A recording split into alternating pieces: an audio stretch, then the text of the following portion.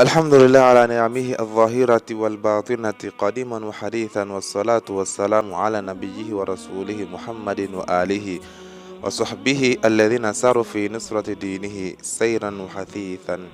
الحمد لله بأنغوالندا بنان ورنا كنكا دوم مبلوبي دونake nuye dumni di dunake ma iklalen ko ikanga mun fo odeni walma ni ere tara bom mala ikera dunayo walma tara yoro dolam sabula dunay ete yenkay nuye dumni di ma ikanga mun fo odeni kerenkere la dumni mi fe ma se ka fo ma dama nuye bismillah koni ka fendi ma iklalen ko iga do kuye odo odeni no de ka fo اللهم بارك لهم فيما رزقتهم واغفر لهم وارحمهم.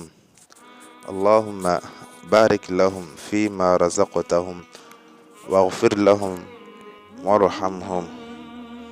ندى كف اللهم أنا تكنبي دلي بارك لهم إكا بركة دوغا دومنينا إيغا جدي فيما رزقتهم إيو غزغمونا barka dola igu jidala waghfir lahum iga yafuma warhamhum iga hinula waghfir lahum iga yafuma warhamhum iga hinula ninde domiye ambajin masabay fe ala kam bela jele jidi ala kam bela jele garsige ala ka yafanen aw bela jele ma ka hina ana.